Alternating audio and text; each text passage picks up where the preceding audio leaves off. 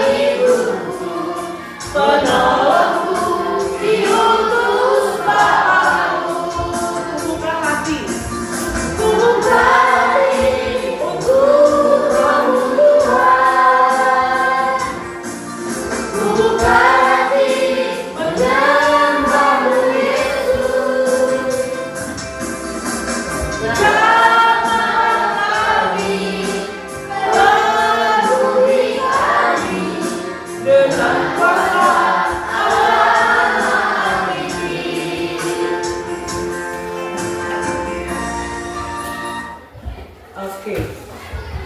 Apa tadi disampaikan dari lagu itu? Roh Kudus hadir di sini. Roh Kudus penolong. Apa yang harus kita lakukan? Ku buka hati untuk Roh-Mu Tuhan. Roh itu lemah lembut.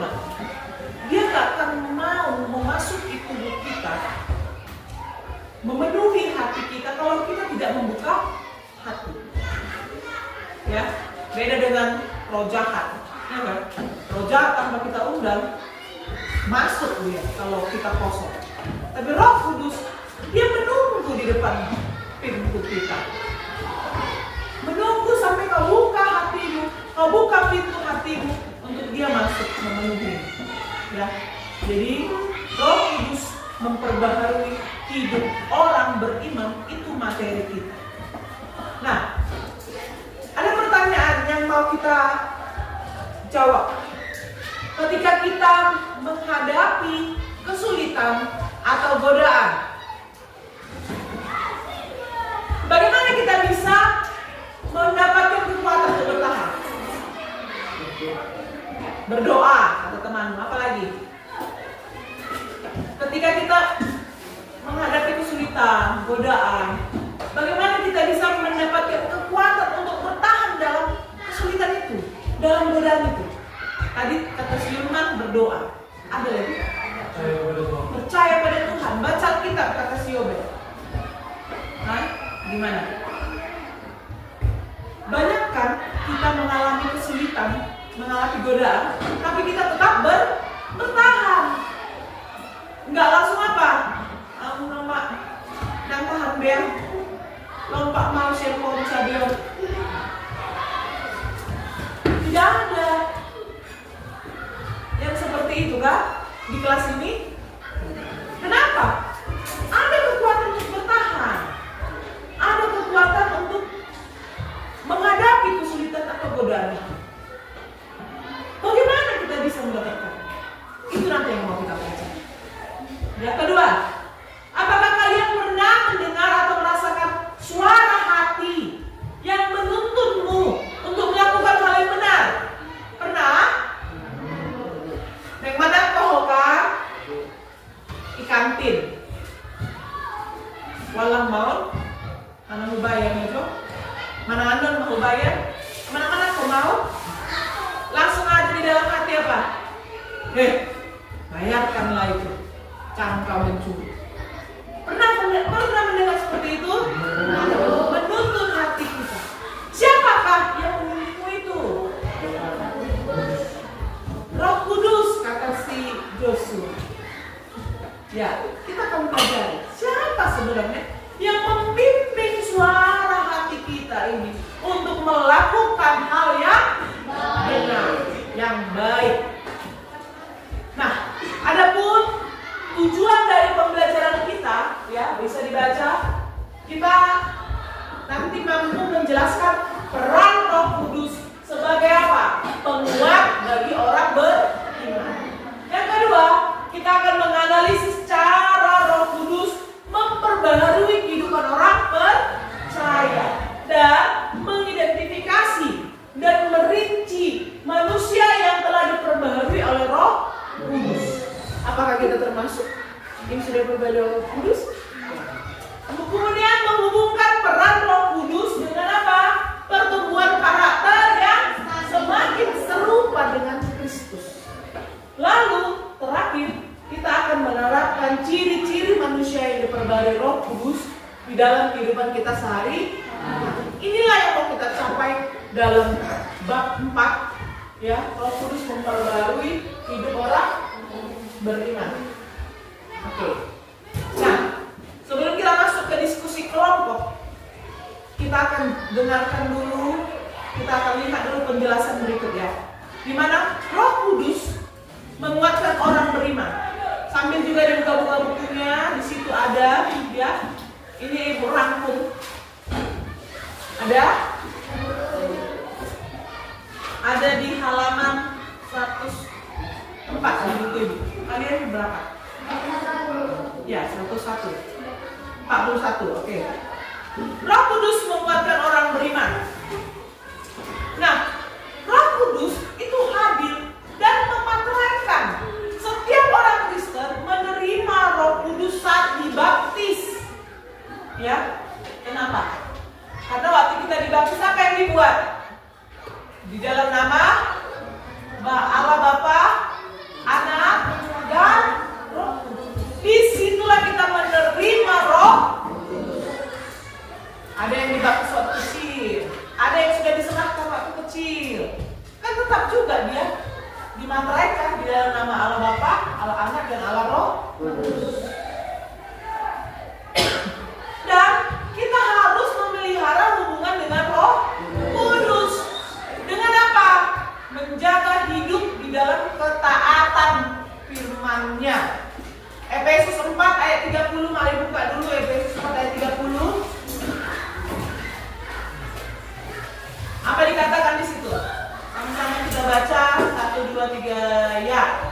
Dan janganlah kamu mendukakan Roh Kudus Allah yang telah memateraikan kamu menjelang hari penyelamatan. Karena kita sudah dimateraikan, janganlah kamu mendukakan Roh Kudus. Maksudnya apa mendukakan Roh Kudus, Bu? Namanya mendukakan, berarti membuat hatinya sedih, membuat Roh Kudus kecewa, membuat Roh Kudus meninggalkan kita. Dengan cara apa? Nah, itu tadi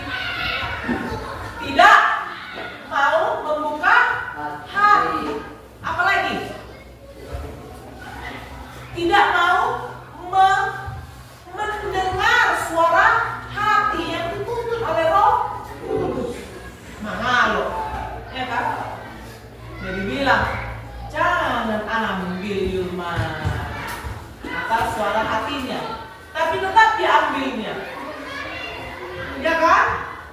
Berarti mengapa Roh Kudus tidak mendengarkan suara Roh Kudus, suara hati. Nah, janji dan bukti kekuatan Roh Kudus. Roh Kudus itu adalah sumber kekuatan yang luar biasa yang dijanjikan Tuhan kepada kita. Di mana di awal mula-mula gereja terbentuk, para murid Yesus mendapatkan keberanian untuk bersaksi di Yerusalem tanpa takut. Kenapa tanpa takut? Sebelumnya mereka takut, apalagi si Petrus. Ketika ditanya dia, kau yang murid Yesus itu? Tidak. Kau yang tidak. Kau yang tidak. Lalu berkokoklah ayat. Dia ketakutan. Dia menyangkal Yesus. Karena dia belum menerima Roh Kudus. Tapi ketika Roh Kudus diturunkan dan mereka menerimanya di Yerusalem, apa yang mereka lakukan? Mereka mempunyai power, mempunyai kekuatan. Di mana Petrus pada saat itu, yang tadinya dia menyangkal 3 kali, dia berkhotbah di depan 3.000 orang, dan 3.000 orang ini menyerahkan diri untuk dibaptis. Ya, jadi Roh Kudus adalah sumber kekuatan yang luar biasa yang diterima oleh murid-murid Yesus pada saat itu. Nah, kita lihat juga Paulus menghadapi penganiayaan, penindasan dan kebinasaan, tapi dia tidak putus asa. Ya, kekuatan daripada Roh Kudus memungkinkan si Paulus terus membawa kehidupan Yesus di tengah penderitaan. Yang awalnya si Paulus adalah si Saulus yang tugasnya mengejar dan membunuh orang-orang percaya kepada Kristus. Tapi ketika Tuhan menangkapnya, memenuhinya dengan Roh Kudus, dia berubah menjadi pengikut Kristus dan pembawa kabar baik. Tapi ketika dia mengalami penindasan, penganiayaan dan kebinasaan, dia tidak putus asa karena ada Roh Kudus yang menjadi sumber kekuatan luar biasa dalam hidup si Paulus. Nah, fungsi Roh Kudus sebagai penghibur. Yesus menjadikan Roh Kudus itu sebagai penghibur kita. Ketika Yesus naik ke surga, murid-murid tentu tidak bisa melihat Yesus lagi secara fisik. Mereka hatinya sedih. Tapi Yesus berjanji akan menurunkan Roh Kudus sebagai penghibur mereka. Roh Kuduslah yang ada sampai saat ini dan sampai nanti, yang mendampingi kita, menghibur kita. Ya. Penghibur, kalau kata penghibur dalam bahasa Latin itu namanya com dan forte, bersama-sama dan kekuatan.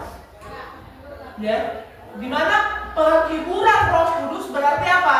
Bersama-sama memberikan kekuatan atau mengembalikan atau meningkatkan kekuatan kita untuk menghadapi berbagai tantangan hidup ini. Ada peran lain Roh Kudus, yaitu mengajarkan segala sesuatu dan mengingatkan kita akan ajaran Yesus. Coba buka Alkitabnya dalam Yohanes 14 ayat 26. Selain Roh Kudus sebagai penghibur, dia juga sebagai pengajar dan mengingatkan kita akan segala sesuatu. Yohanes 14 ayat 2 sampai 6. 26 ayat 26. Sama-sama kita baca 1 2 3 ya. Tetapi penghibur, yaitu Roh Kudus, yang akan diutus oleh Bapa dalam namaku, dialah yang akan mengajarkan segala sesuatu kepadamu, akan mengingatkan kamu akan semua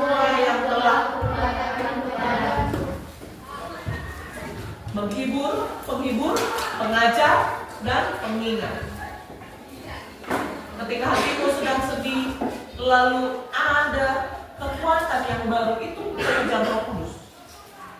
Ketika kau melakukan kesalahan, lalu kau diingatkan akan firman Tuhan, itu pekerjaan Roh Kudus. Ya. Ketika kau tak mengerti apa-apa dengan situasi yang kau hadapi, lalu kau diajarkan sesuatu yang baru untuk tetap bersyukur, bersabar, bertahan, itu pekerjaan Roh Kudus. Ya. Nah, tadi Roh Kudus menguatkan orang beriman. Sekarang Roh Kudus menguatkan orang percaya. Peran Roh Kudus dalam kebangunan rohani. Gerakan Pentakosta dan karismatik. Ya, ada gereja Pentakosta dan karismatik kan? Gerakan ini menunjukkan apa? Bahwa Roh Kudus adalah pendorong utama kebangkitan dan pertumbuhan gereja di seluruh dunia. Tanpa Roh Kudus, gereja itu rentan terhadap apa? Kelesuan atau stagnasi rohani. Apa stagnasi? Jalan di tempat. Tanpa Roh Kudus, gereja itu stagnan, tetap, tidak berkembang, tidak bertumbuh. Tapi dengan Roh Kudus, gereja memiliki kekuatan, tidak lesu, tidak tetap, tidak jalan di tempat, tapi dia bertumbuh, berkembang. Terlihat dari apa? Bagaimana perubahan yang dialami oleh jemaatnya, baik dari jumlahnya, baik dari kualitasnya, kualitas iman jemaatnya. Itu pekerjaan Roh Kudus yang menguatkan orang percaya. Ya. Nah, kita mau pelajari lagi sifat dan kehati-hatian dalam menguji roh. Ya, kita lihat roh itu dari siapa, gitu ya. Sebab pekerjaan Roh Kudus itu sulit untuk ditebak, karena roh itu seperti apa? Seperti angin berembus kemana dia mau. Dan kita diharuskan untuk mengujinya, karena banyaknya ajaran palsu, ajaran nabi-nabi palsu. Orang percaya harus menguji setiap roh yang dia jumpai. Coba buka dulu 1 Yohanes 4 ayat 1. 1 Yohanes 4 ayat 1. Sudah, sama-sama kita baca 1-2 ya. Semua sama-sama baca 1-2-3 ya.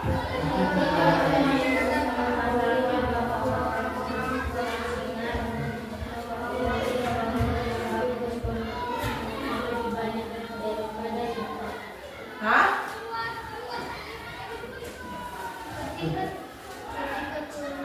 Ketika Tuhan Yesus mengetahui bahwa orang-orang Farisi telah mendengar bahwa ia memperoleh dan membaptis murid lebih banyak daripada Yohanes.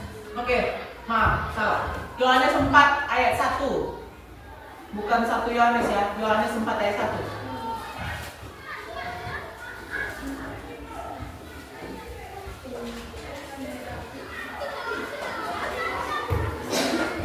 Kalian tadi baca Yohanes 4 ayat 1 ya? Iya, Bu. Oh, saya ini kan ada 1 Yohanes 4 ayat 1. Jadi ibu yang ini, yang ragu. 1 Yohanes. Iya, Bu. Beda Yohanes, 1 Yohanes. 1 Yohanes.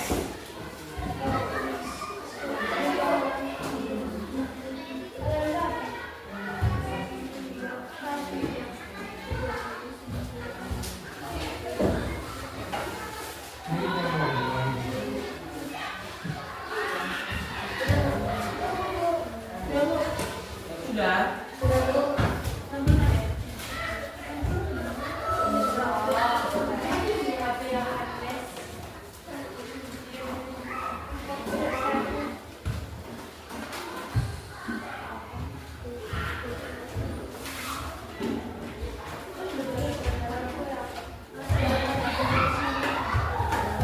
Apa? 1 Yohanes. Itu dia.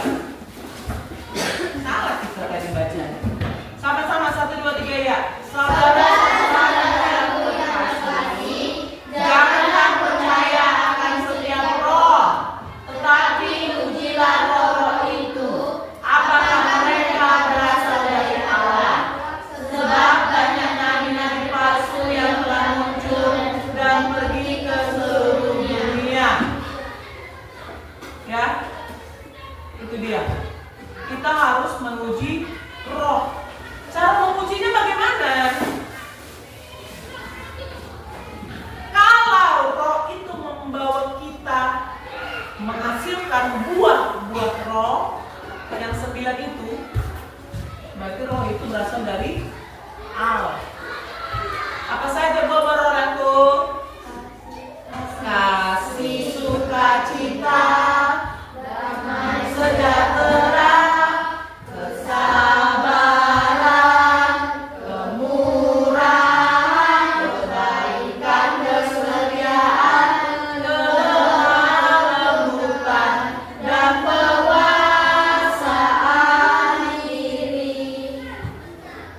Kalau roh itu menuntunmu menjadi semakin sabar, itu bersumber dari Allah. Tapi kalau roh itu membuatmu menjadi orang yang tidak sabar, mudah marah, mengamuk, perlu diuji. Apakah itu berasal dari Allah atau berasal dari si jahat? Ya. Jadi kita harus punya sifat dan kehati-hatian dalam menguji roh itu. Nah, apa saja pedoman untuk menguji roh? Setiap roh yang mengaku bahwa Yesus Kristus telah datang sebagai manusia, ya, itu yang perlu kita uji. Ada yang bilang begini, nabi-nabi palsu sekarang ini. Di sini ada Yesus, datanglah ke sini. Akulah utusan Allah itu. Ya, setiap roh yang mengaku bahwa Yesus Kristus telah datang sebagai manusia atau inkarnasi, akulah inkarnasi Yesus. Ada nggak yang begitu? Mungkin kamu nggak pernah dengar, tapi ada yang mengaku dia anaknya Yesus. Ya. Kemudian setiap roh yang tidak mengaku Yesus, menyangkal keilahian dan kemanusiaan Kristus. Yesus enggak 100% manusia. Yesus enggak 100% Allah. Nah, itu namanya roh apa? Roh anti Kristus. Ya. Roh antikristus dia tidak mau mengakui Yesus itu Allah dan Yesus itu manusia.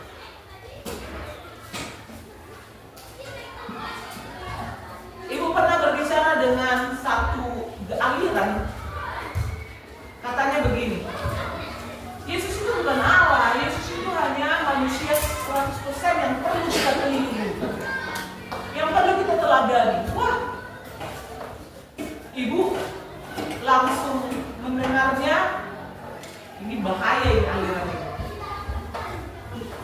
Ya, bahaya sekali.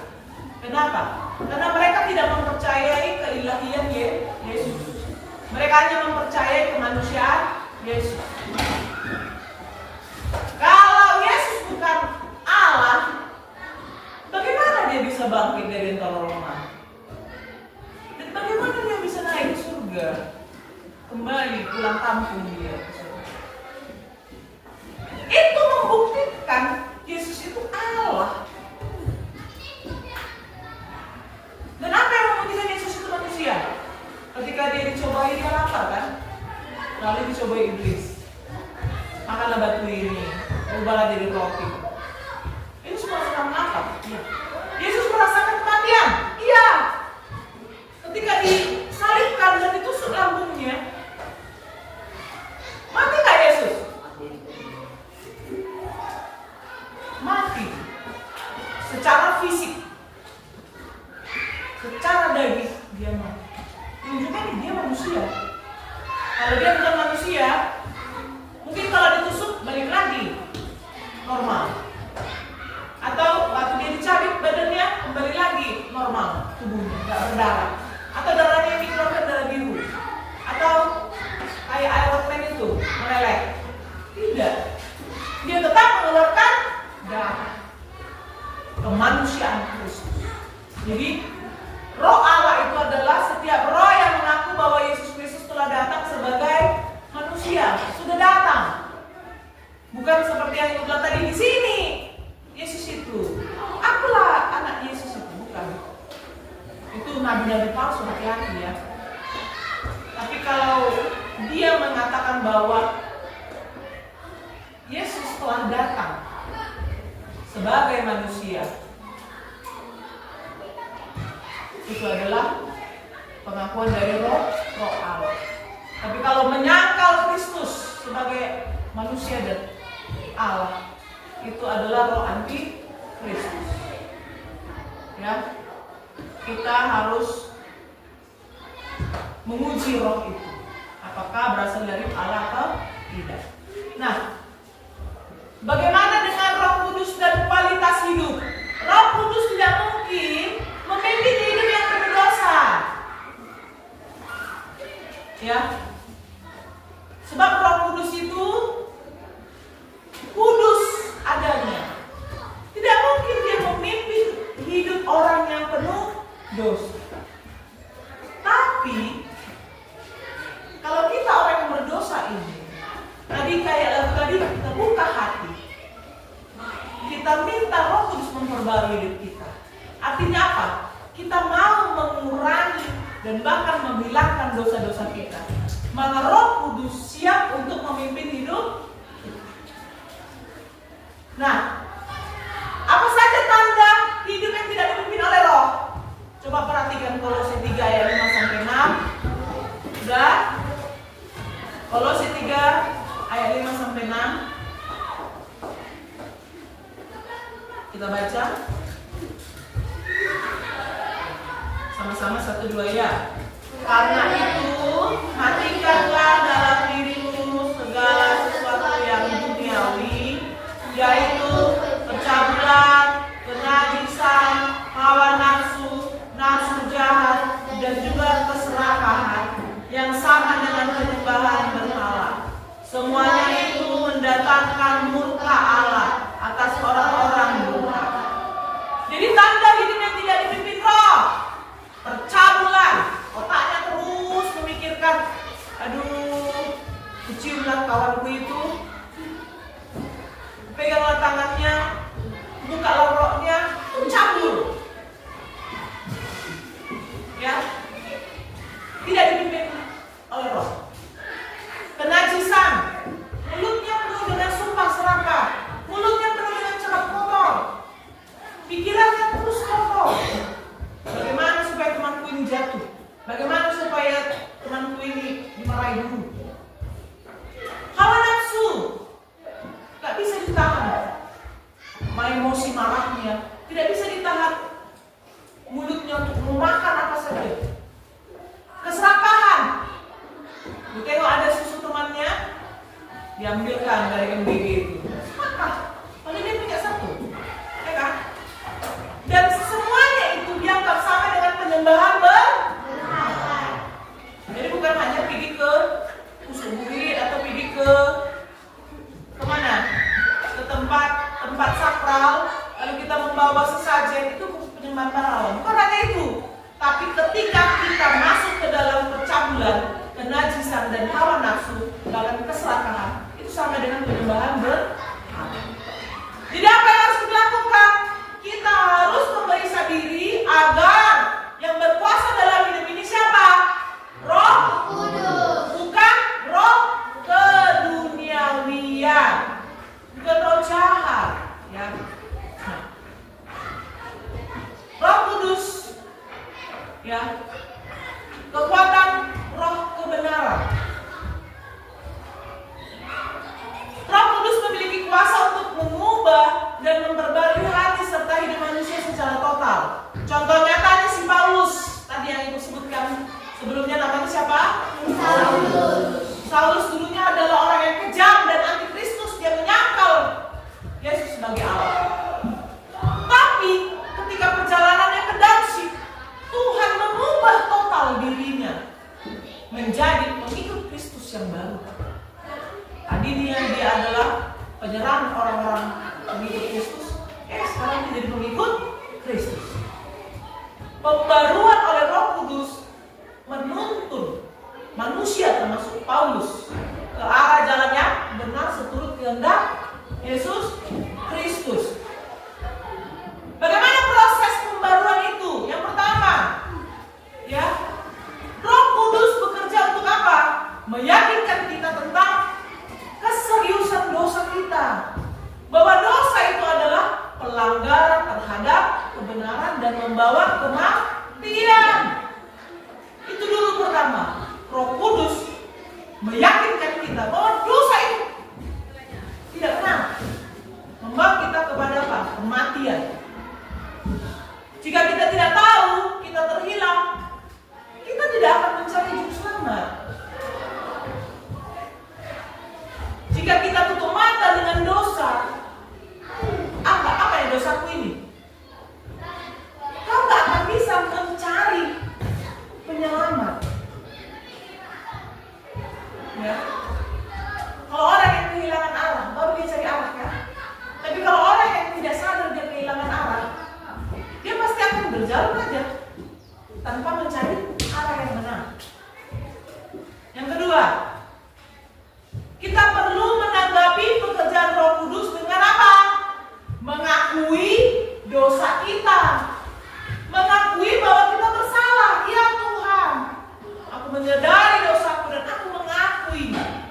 Mengaku ya. Yang kedua, mengaku. Setelah kita yakin tadi dosa itu sangat serius, membawa kepada kematian. Kedua, akui dosa. Akui kesalahan. Yang ketiga, bagaimana untuk mengalami proses pembaruan? Menerima anugerah. Setelah kau mengaku tadi, kita terima anugerah keselamatan di dalam Kristus melalui apa? Iman dan pertobatan. Tidak hanya menerima saja, tapi ditunjukkan dengan apa? Beriman dan bertobat. Bagaimana hasilnya dan jaminan pembaruan itu ketika kita melalui 3 proses tadi? Saat kita percaya, Roh Kudus masuk dan membersihkan hati kita dari dosa serta memperbaharui hati kita. Ya. Sebab keselamatan dan pembaharuan bukanlah tindakan yang kita lakukan melainkan tindakan Allah sendiri di dalam kita melalui Roh Kudus. Bukan karena perbuatan kita, ya, kita mendapatkan keselamatan dan pembaruan, tapi tindakan Allah sendiri melalui Roh Kudus. Apa dasarnya? Dasarnya adalah Allah menyelamatkan kita bukan karena perbuatan baik kita, melainkan apa? Karena belas kasihan-Nya melalui kelahiran kembali dan pembaruan oleh Roh Kudus. Oke. Sekarang kita akan masuk ke sesi diskusi.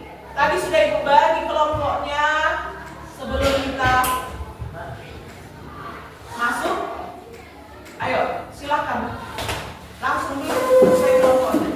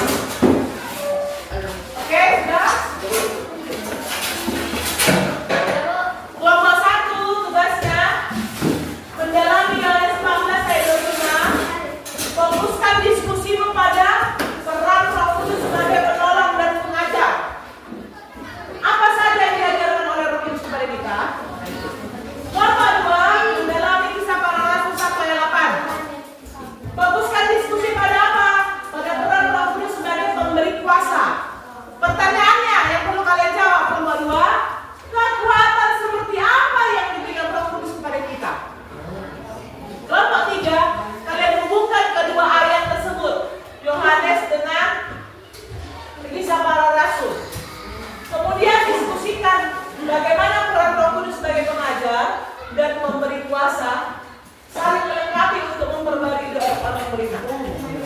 Oke? Silakan diskusi. Waktu kita 20 menit. Bu, ini ada orang yang Iya, boleh. Tapi kalian yang diskusi sama-sama ya. iya ini. Itu pedagang dari mengajar.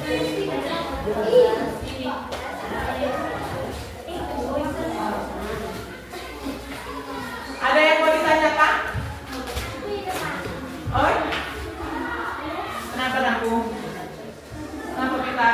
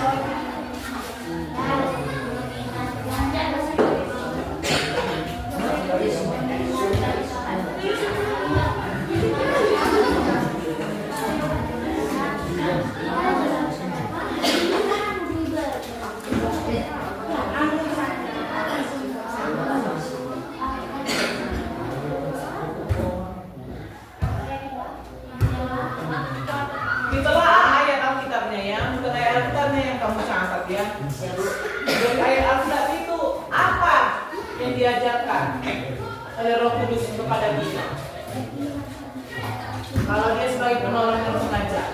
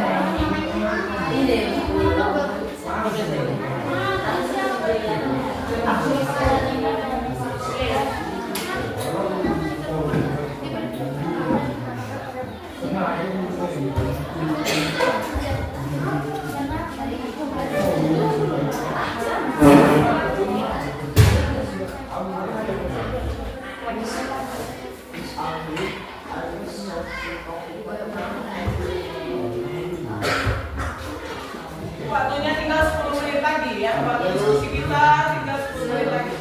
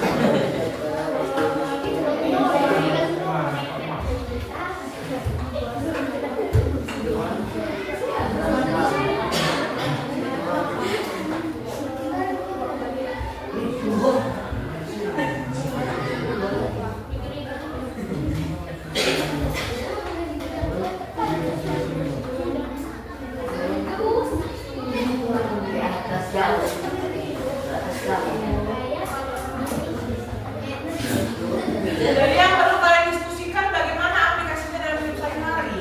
Ya, misalnya Roh Kudus sebagai penghibur. Tapi apa? Saat kita sedang lemah, dia yang menghibur, dia yang begini, yang begini. Saat kita khawatir, saat kita harus sendiri.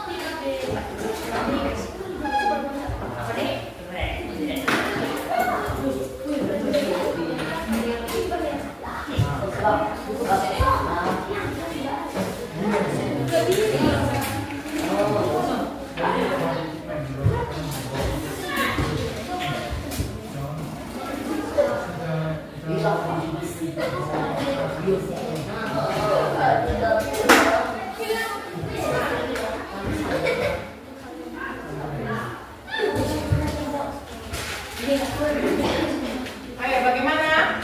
Udah siap? Sudah? Kelompok 1 sudah selesai. Bagaimana dengan kelompok lainnya? Lagi. Waktunya 5 menit lagi ya.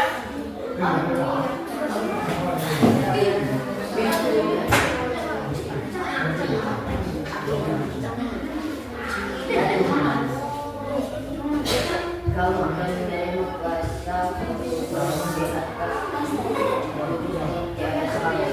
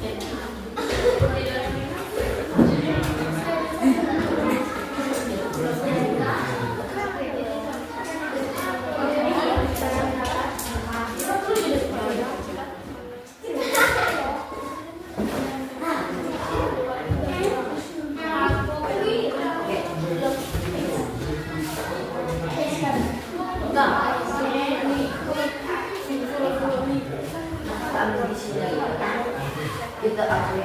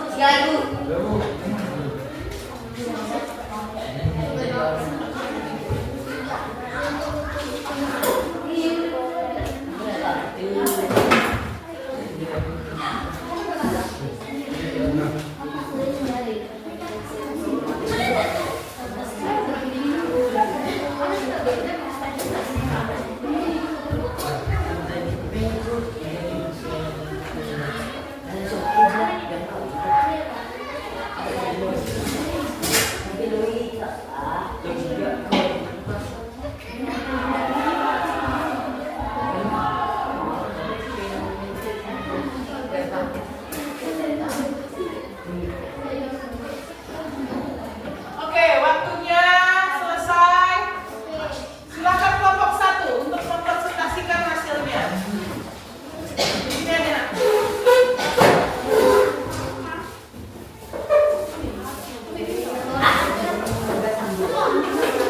Maju semua satu orang. Maden, dengarkan teman-teman. Ke kiri, ke kiri.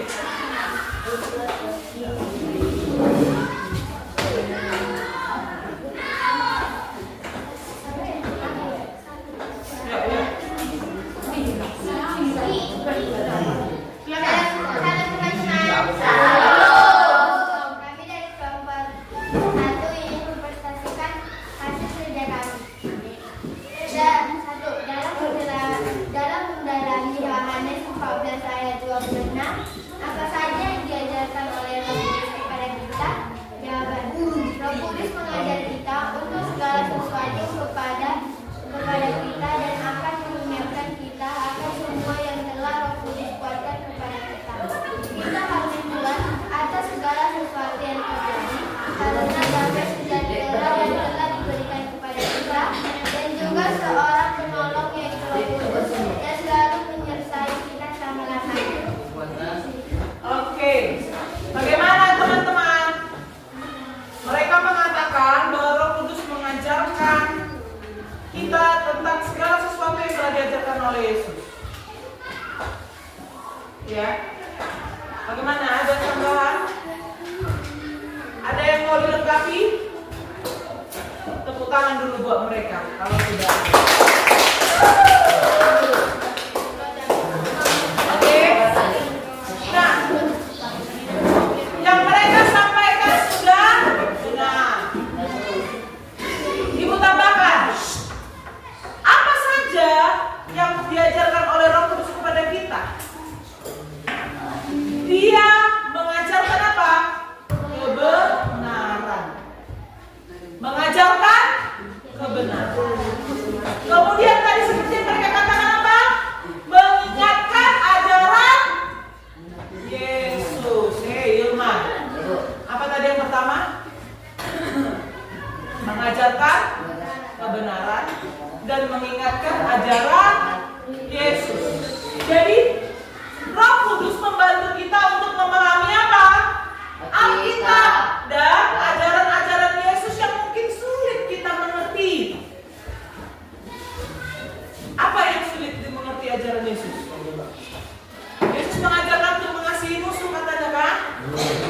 Kasihilah musuhmu. Bagaimana mungkin aku mengasihi musuhku?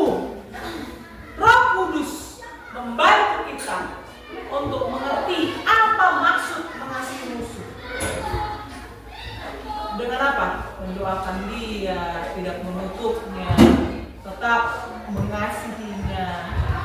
tidak membenci, tidak memusuhi, tidak mendendam.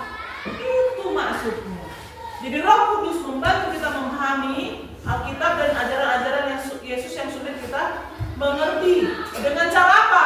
Menerangi pikiran kita sehingga kita dapat mengerti apa yang mana yang benar, mana yang salah. Oke. Sudah sangat baik diskusi mereka ya. Selanjutnya kelompok 2 ada siapa? 2, maju.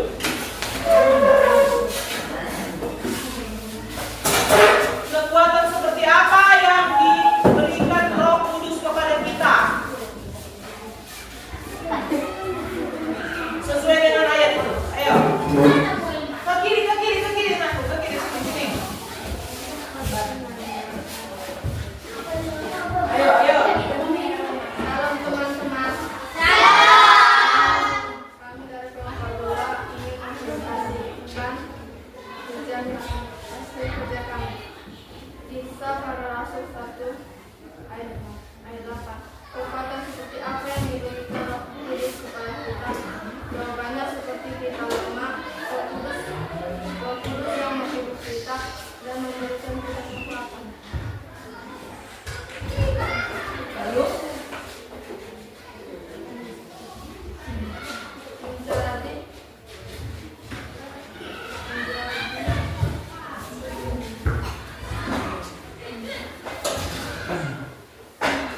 akan aku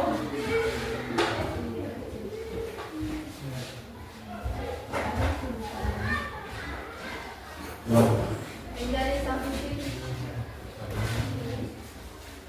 menjadi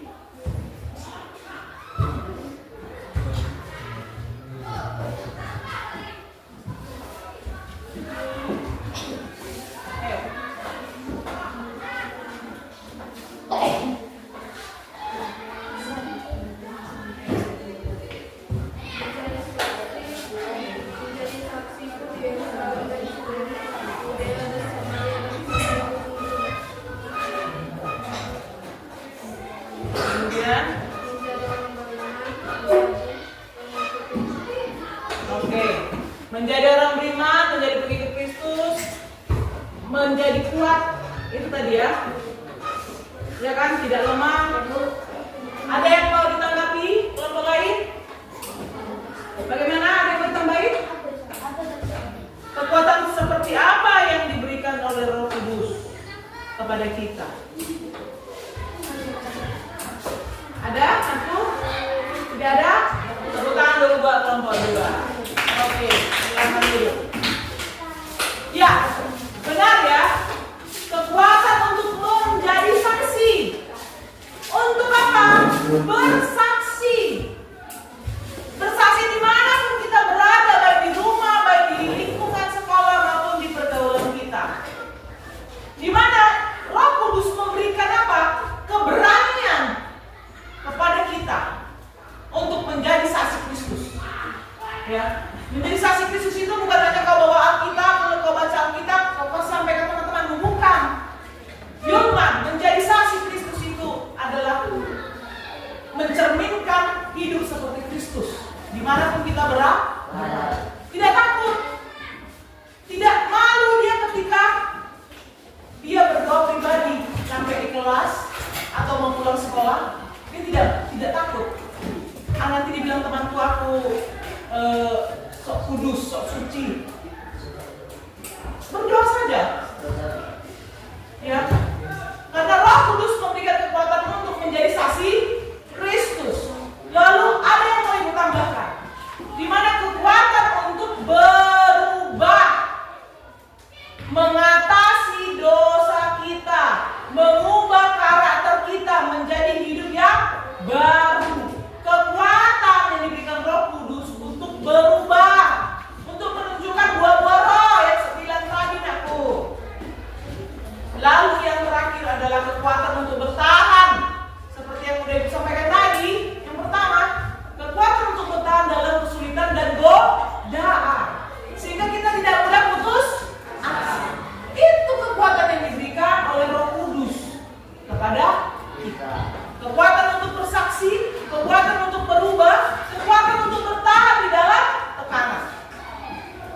Sudah paham ya? Kelompok 2. Silakan kelompok 3 menghubungkan kedua ayat tersebut. Lanjut. Bagaimana peran Roh Kudus sebagai pengajar dan memberi kuasa itu saling melengkapi untuk memperbarui hidup orang beriman. Ya. Kesimpulan dari ayat Kisah Para Rasul 1 ayat 8 dan Yohanes 14 ayat 26.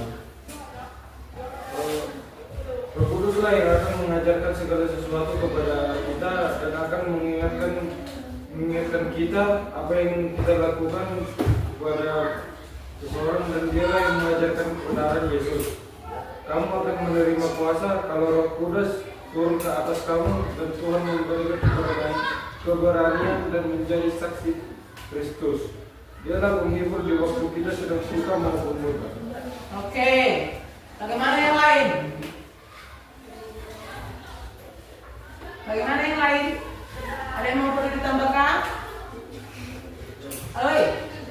Yesus, Roh Kudus mengajarkan katanya kan. Baru Roh Kudus yang memberi kuasa. Ada? Ada yang mau ditambahkan? Tidak ada. Silakan duduk. Terima kasih untuk kamu buat kelompok 3. Oke. Ibu tambahkan ya. Benar yang dikatakan mereka bahwa peran Roh Kudus sebagai pengajar ya di dalam pembaruan hidup orang beriman, yaitu mengajarkan, memberitahu jalannya, memberitahu pedomannya, memberitahu hikmatnya. Atau sama seperti gini nakku. Roh Kudus memberitahu kita jalan yang mana yang harus kita ikuti. Itulah fungsinya sebagai pengajar. Lalu fungsinya sebagai penguasa, pemberi kuasa bagaimana? Dia memberikan kita kekuatan atau kemampuan untuk tetap berjalan di jalan itu tanpa menyerah pada dosa atau godaan. Jadi keduanya peran itu bekerja sama untuk apa? Mengubah hidup kita secara pribadi supaya semakin hari semakin serupa dengan Kristus. Jadi Roh Kudus memberikan jalan. Ini jalannya loh. Kata Roh Kudus sama kita. Dia pengajar. Dia pemberitahu. Yang memberitahu jalan kita. Ini jalannya. Lalu fungsinya sebagai pemberi kuasa apa? Dia menguatkan, memampukan kita untuk melewati jalan ini. Itu hubungannya dalam melakukan proses pembaruan hidup. Ya, diberitahu kita jalan itu sebagai pengajar, dan diberikan kita kemampuan itu sebagai pemberi kuasa. Itu hubungannya ya. Oke, tepuk tangan dulu buat kita semua. Ya, terima kasih buat hari ini. Nanti kita ketemu lagi di hari Rabu ya. Baca bukunya tentang ciri-ciri atau ciri-ciri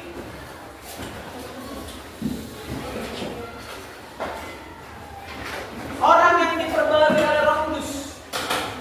Ciri-ciri orang yang diperbarui oleh Roh Kudus. Oke, dengarkan kemari sebelum kita bubar. Ibu mau menegaskan bahwa Roh Kudus tidak hanya menguatkan, tetapi juga memiliki peran yang ganda sebagai pengajar, ya, dan sebagai pemimpin kita ke dalam kebenaran. Pemahaman tentang Roh Kudus yang mengajar dan memimpin inilah yang secara langsung terkait dengan apa? Makna pembaharuan hidup. Dalam proses pembaharuan hidup, jadikan Roh Kudus sebagai mengajar dan pemimpin hidup kita. Pembaruan hidup terjadi itu karena apa? Karena Roh Kudus yang menyingkapkan kebenaran. Roh Kudus yang memberitahu kebenaran itu dan membimbing kita untuk hidup sesuai dengan kebenaran tersebut. Seperti yang disampaikan kelompok 3 tadi, hubungannya. Roh Kudus memberitahu jalannya, dan Roh Kudus juga memampukan kita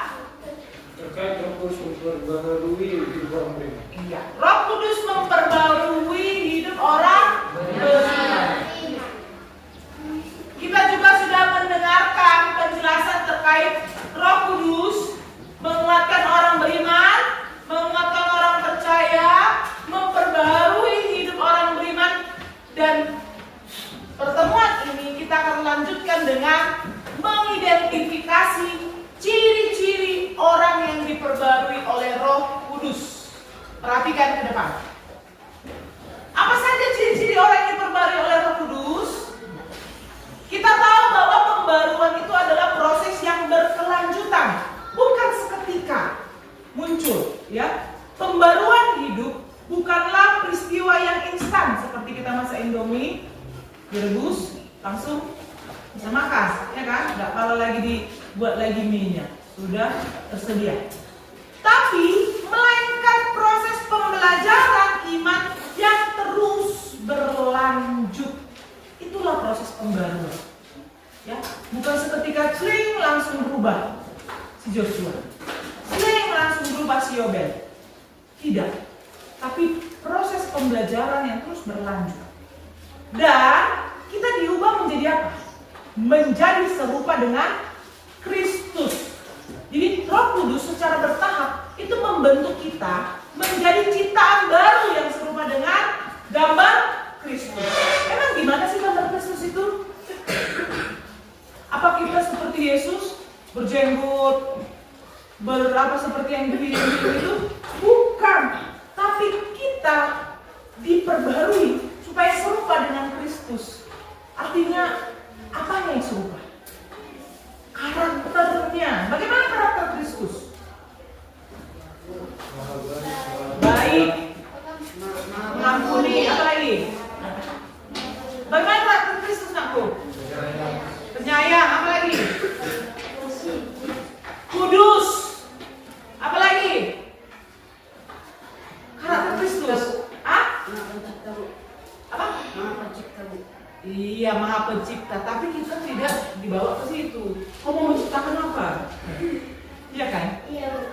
Karakter Kristus itu tadi kudus, baik. Apalagi tadi kamu bilang?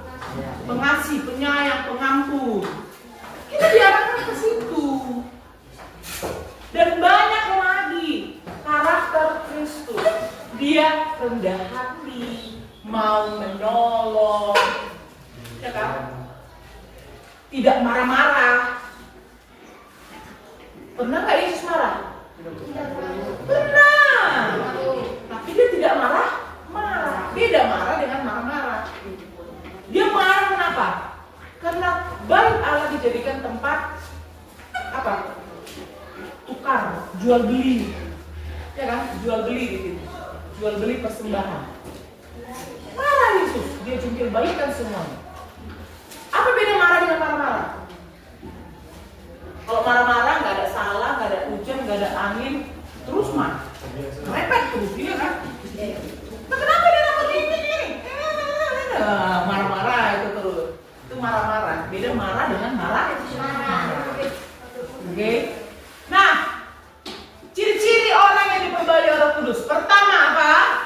Mampu bertahan menghadapi godaan. Setia kepada imannya. Tidak mudah dipengaruhi oleh tawaran kejahatan atau godaan duniawi. Ya kan? Apa godaan yang kalian rasakan di remaja ini? Diajak untuk apa? Sudahlah, boloslah kita hari ini. Gak usah lagi kita sekolah. Dan cakep kata temannya. Akhirnya tergoda tidak sekolah. Atau apa? Diajak mencuri. Ih, besar kali pohon mangga. Bapak buah mangga ke sana. Udah berbuah, pudi-pudi. Kesulitan aku mengambilnya. Bantu aku, kan menolong orang dalam kesulitan, kan? Biar kupang kau di atasku. Nah. Itu godaan nggak? Menggiurkan tidak sekolah, enak-enak di rumah nonton, tidur-tiduran, atau menggiurkan makan mangga yang sudah kuning, waduh segarnya. Jadi harus kita setia kepada iman kita, tidak mudah terpengaruh oleh tawaran. Boleh kita ditawarkan, tapi kita boleh untuk tidak menerima tawaran tersebut. Harus mampu bertahan menghadapi godaan. Apalagi nanti kalian makin dewasa, masuk ke porsi orang tua, ke yang lebih tua lagi, banyak godaan nafsu. Ya, banyak sekali godaan. Godaan untuk korupsi, godaan untuk nepotisme, ya, godaan untuk meninggalkan Tuhan. Jumpalah kau sama hayatmu kan, Bang. Aku kan kalau mau menikahiku kau harus ikut agamaku. Ya dek, abang siap, itu godaan. Harus setia kepada iman. Itu ciri-ciri orang yang diperbalik oleh Roh Kudus. Mampu bertahan terhadap godaan. Yang kedua, ini dia. Setia membaca Alkitab, berdoa dan berdoa. Kenapa sih kita harus setia membaca Alkitab? Kenapa sih harus setia membaca Alkitab? Alkitab ini berisi apa sih? Maka harus kita bisa membaca ini. Firman Tuhan. Berarti kalau kamu baca firman Tuhan ini, yang sedang berbicara sama kamu siapa? Tuhan. Ya kan? Kalau kau berdoa, siapa yang berbicara? Berdoa, kalau kita berdoa, siapa yang berbicara? Kita. Berarti supaya komunikasi dua arah ini antara aku dan Tuhan berjalan, berarti kita harus apa? Berdoa dan membaca Alkitab. Kau berdoa, Tuhan, semua kau bilang. Terus kau nggak baca Alkitab, Tuhan mau ngomong, aku mau ngomong lewat apa?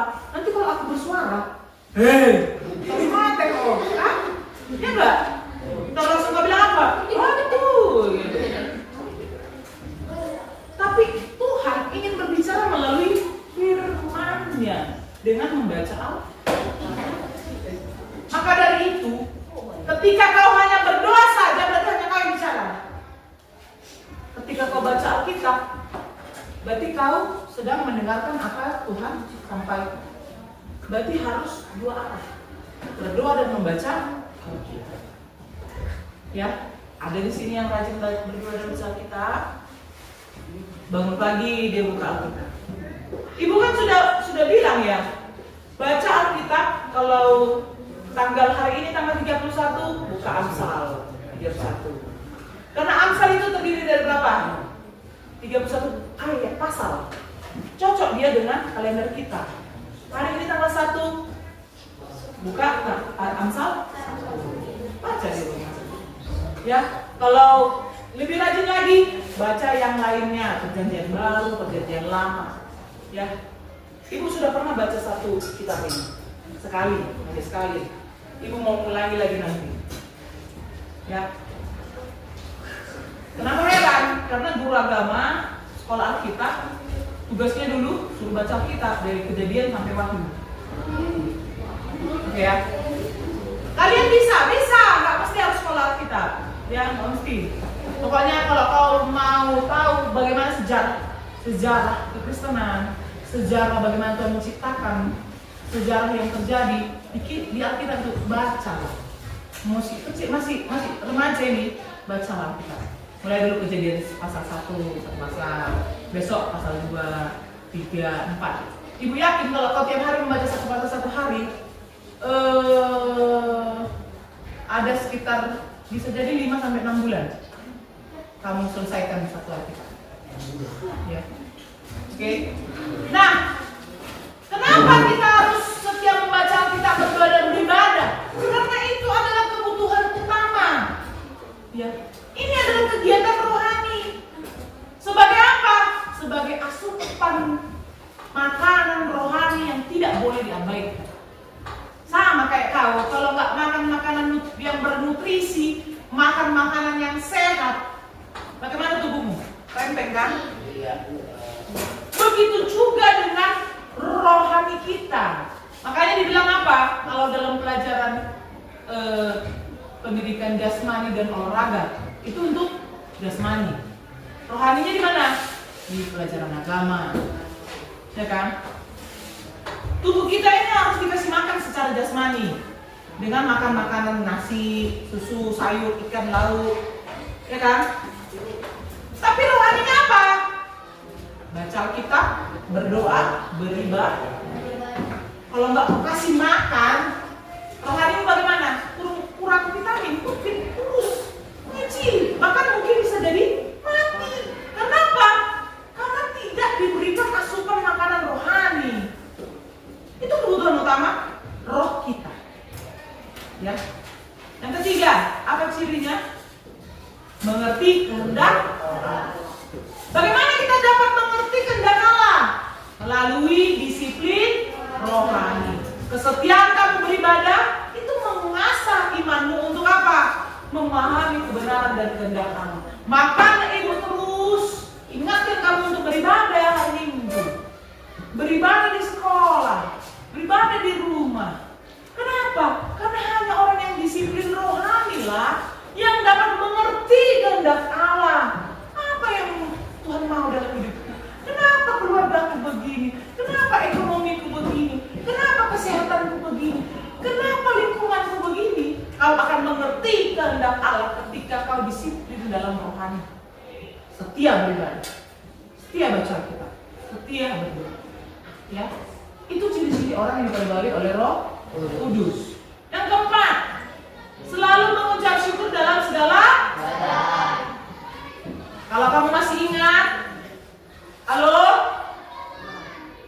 jangan bicara di situ nanti.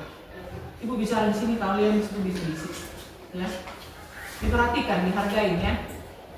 Ketika kau menghargai dirimu sendiri, ya, maka orang lain akan menghargaimu. Nah, selalu mengucap syukur dalam segala keadaan. Kalau kamu masih ingat khotbah ibu waktu mengenai MBG, harus bersyukurlah. Di kantor hari ini mau lihat ya Tuhan. Tolong hari ini mau lihat ya Tuhan. Tapi bukan hanya mulut, hanya bilang mau lihat ya, tapi sisa nasinya banyak kali. Terima-rimanya banyak kali. Harus selalu mengucap syukur dalam segala keadaan. Mau dikasih, mau tidak, bersyukur. Mau sakit, mau sembuh, bersyukur. Segala keadaan. Makanya dalam lagu kan ada, dalam suka duka bukan selalu tersenyum, dihina diolok bukan tetap tersenyum, karena ku tahu Tuhanku Yesus sertaku. Apapun terjadi bukan tetap tersenyum. Hanya orang yang bersyukur yang mampu tersenyum di dalam segala keadaan. Ya. Jadi kehendak Allah apa? Kehendak Allah adalah syukur. Karena apa? Karena itu adalah perintah Allah yang membawa kita pada kelegaan. Tapi kalau kau terus bersyukur, kayak mana mukanya? Orang yang bersyukur kayak mana mukanya? Berkerut kan? Apa gimana? Akhirnya mukanya jadi tua. Umur berapa kau, Dek? Umur 13 tahun. Aku kira 23 tahun. Kenapa? Mukanya terus bersungut. Tapi kalau orang yang bersyukur, lihatlah, dia akan kelihatan lebih muda. Kenapa? Karena mau lihat ya. Kenapa kok bisa begitu orang tuamu? Ya, bersyukurlah sih orang tua yang bisa lihat saya. Begitu, jadi beda dia, beda auranya orang yang suka bersungut-sungut dengan orang yang bersyukur, ya. Karena itu perintah Tuhan. Coba buka 1 Tesalonika 5 ayat 17. Itu dilanjutkan dengan ayat 18 ya. 1 Tesalonika 5 dilanjutkan sampai ke ayat 18. 5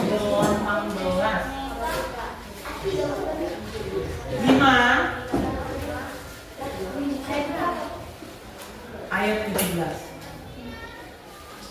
Tetaplah ada 5 ayat 16 kita baca sampai 18. 1, 2, 3 ya. Bersukacitalah senantiasa, tetaplah berdoa, mengucap syukurlah dalam segala hal, sebab itulah yang dikehendaki Allah di dalam Kristus Yesus bagi kamu. Apa yang dikehendaki Allah? Mengucap syukur dalam segala apa? Hal. Bukan dibilang kita mengucap syukur kalau hal-hal yang baik, hal-hal yang enak, hal-hal yang sedap. Tapi segala hal itu kehendak Allah, mengucap syukur. Oke. Ada bersyukur. Seperti yang gue sampaikan tadi, kalau kita bersyukur mukanya jadi berkurang mudah Pak tua. Tapi kalau orang yang bersyukur, dia akan mengeluarkan aura yang positif. Dia akan tampak lebih mudah. Jadi manfaat mental untuk orang yang selalu bersyukur apa? Dia akan menghancurkan energi negatif, menciptakan sebuah optimisme, dan menunjang kesehatan mental. Itu sejalan dengan temuan ilmiah, Natu. Jadi orang yang bersyukur, ya, kesehatan mentalnya lebih terjaga. Ya, kesehatan mentalnya lebih terjaga. Dia menjadi orang yang optimis, dan aura-aura negatif itu akan buyar semuanya. Akan muncullah aura yang positif. Yang kelima, apa ciri orang yang diperbaloi oleh Roh Kudus? Rendah hati dan tidak sombong. Rendah hati dan tidak sombong. Ya. Kenapa kita harus tidak sombong atau rendah hati? Ya, menghindari kerugian. Di mana kalau kita menjauhi kesombongan, itu membuat kita rugi. Maka kalau kita sombong, itu membuat kita rugi. Maka jauhilah kesombongan. Kok bisa, Bu? Bisa. Ketika kamu merasa hebat, sombong, tidak butuh orang lain karena kamu punya kekuatan. Satu ketika kamu butuh. Apa yang terjadi?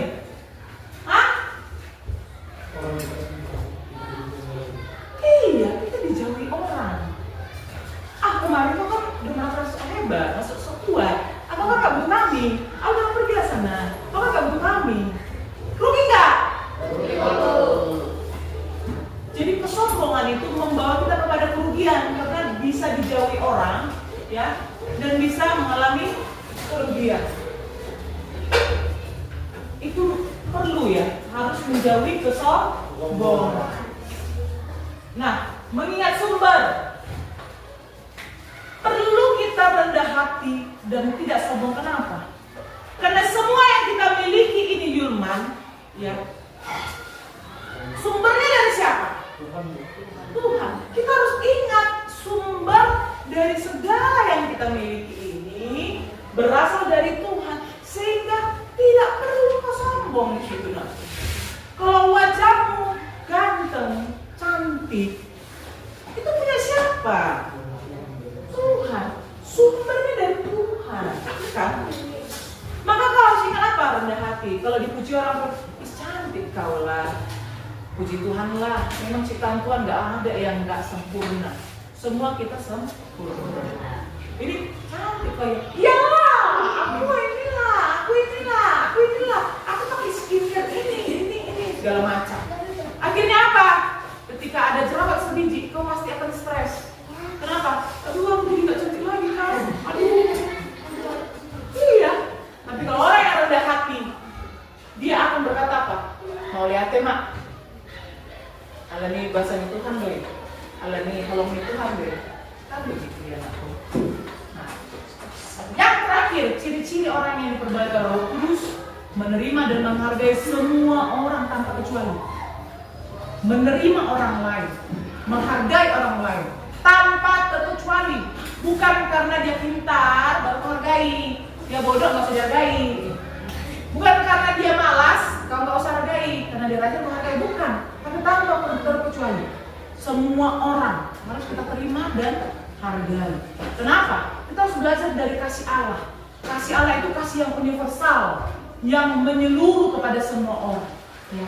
Jadi menghargai semua manusia harus terlepas dari apa? Latar belakangnya apa, sukunya apa, atau status sosialnya apa. Karena Allah pun juga menerima semua orang. Ya. Kita yang penuh dosa ini, Tuhan terima kok. Ya kan? Dengan yang budinya kita. Masa kita tidak bisa menerima orang lain? Tidak bisa menghargai orang lain? Seperti yang kalian lakukan ketika kalian berbicara, guru berbicara, itu gak menghargai kan? Aku menghargai guru yang si ini gak usah. Gak boleh. Tanpa terkecuali kita harus menerima dan menghargai orang lain. Oke, dalam kelompok. Mari kita identifikasi dulu ciri-ciri. Dari 6 tadi ya, apa aja? Aku 1, mampu bertahan dalam keadaan. 2, setia membaca kata berdua dan berdada. 3, memberi kerja kawan. 4, selalu membaca saudara dalam keadaan.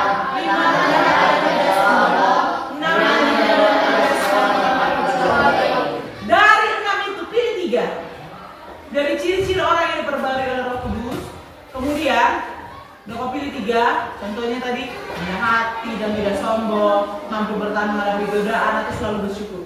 Dari 3 ini, tuliskan satu contoh konkretnya. Bagaimana kamu dapat menerapkan setiap ciri itu dalam kehidupanmu sehari-hari? Contoh nih, mampu bertahan dalam keadaan. Contoh 1, apa? Tidak ikut-ikutan mencontek saat ujian. Itu contoh yang pertama ya, untuk mampu bertahan menghadapi godaan. Yang kedua, rendah hati. Rendah hati dan tidak sombong. Contohnya apa? Mau minta maaf terlebih dahulu. Gitu ya, udah mengerti anakku? Mengerti. Ayo kerjakan sekarang, Ibu kasih waktu 10 menit aja sebelum kita bubar dari sana. Yuk, langsung pilih. Ada di buku kalian anakku, ada 6 ciri-cirinya. Ada kan? Iya, halaman 47 dan 48. Baru buat contoh konkretnya satu-satu. Oh gitu. Kau Enggak, satu kelompok lah. Kalian diskusikan. Pilih 3. Ayo. Boleh, di kertas lembar aja, di kertas lembar jangan bisa kita kumpul ya. Karena kalau buku nanti siapa ya kan? Kertas aja. Ayo, langsung main cepat kita. 10 menit waktunya.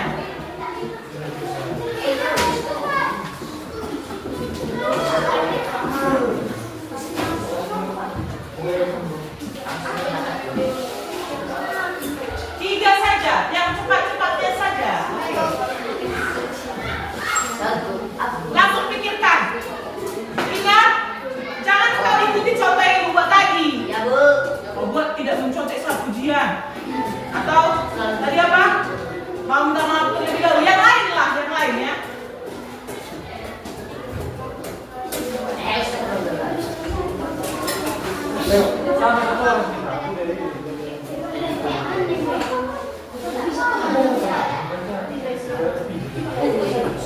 Ayo, 1 memikirkan 3, 1 itu bagi rata.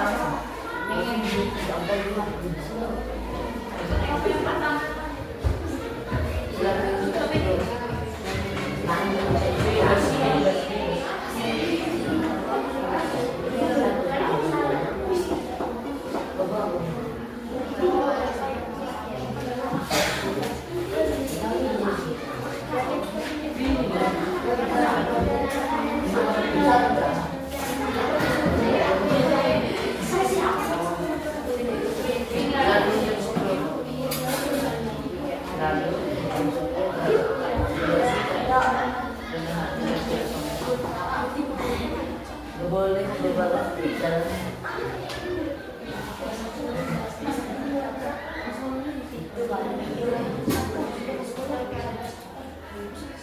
Ayo aku. Semua bekerja ya.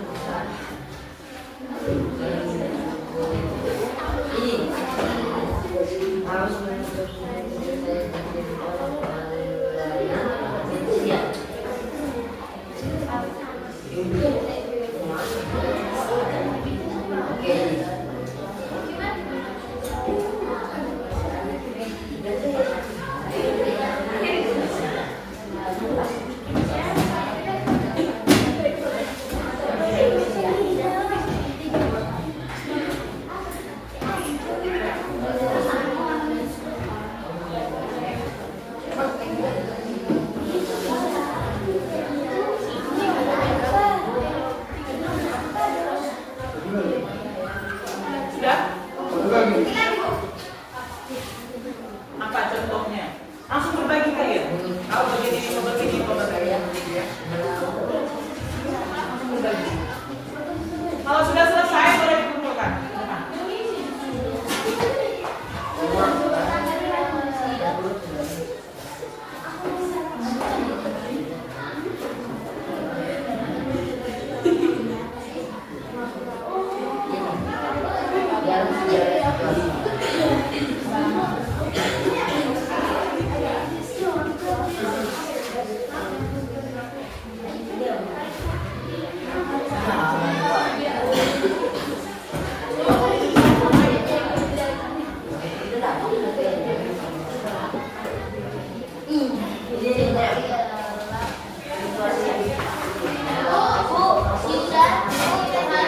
Sudah? Yang sudah selesai kelompoknya?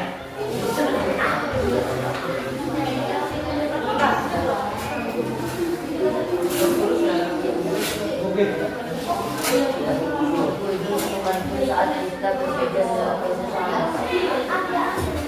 Ini Mas.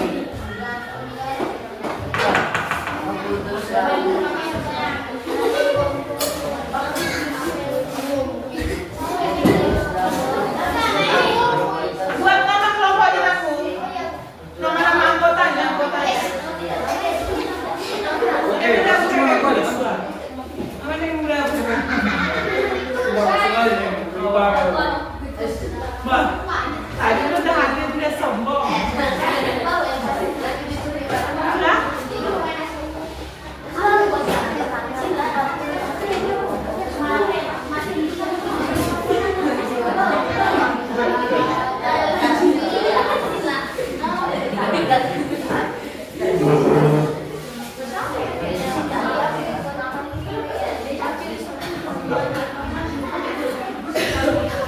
Sudah? Kelompok 2?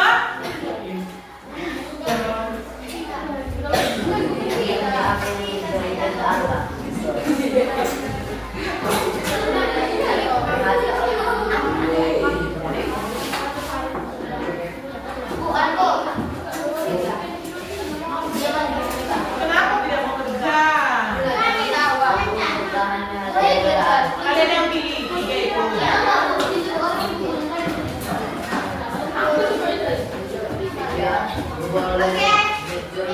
Yang lain?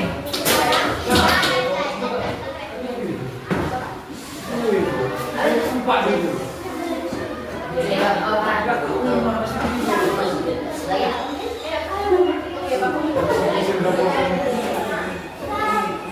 Kelompok 2 sudah?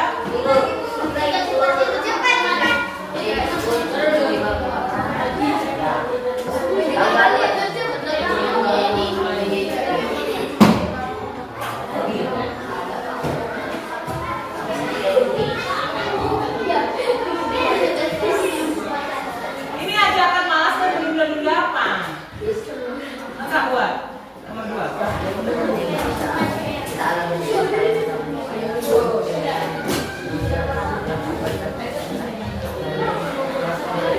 Oke, nah sembari kita menunggu teman kita, Ibu akhiri pertemuan hari ini ya dengan merangkum bahwa Roh Kudus adalah pribadi Allah yang menguatkan kita, mengajar kita, dan memperbarui hidup kita sebagai orang percaya.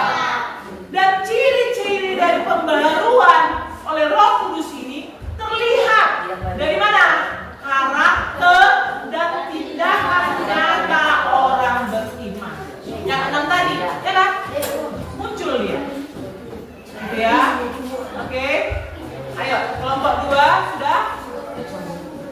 Mari kita akhiri dengan kita berdoa. Ayo kelompok 2. Tulis nama-nama anggotanya. Tidak banyak orang.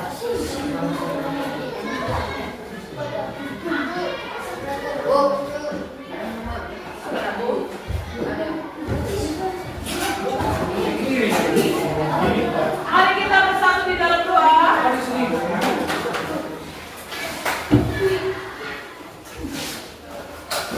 Kita berdoa.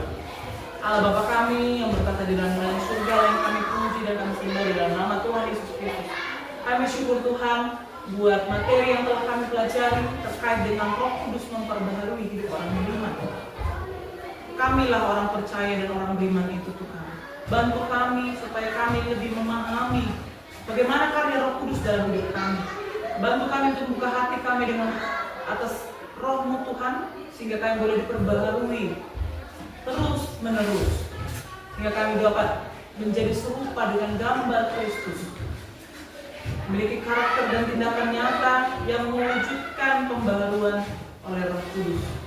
Tolong kami Tuhan, sekalipun kami masih remaja, masih kecil, masih belia, Tuhan bantu kami untuk dapat mengaplikasikan apa yang boleh kami pelajari pada pertemuan ini dan pertemuan sebelumnya. Terima kasih Bapak yang baik. Kami mau serahkan juga sepenuhnya dalam tangan-Mu. Di dalam nama Yesus kami berdoa dan mengucap syukur. Amin. Sampai jumpa minggu depan. Shalom ya.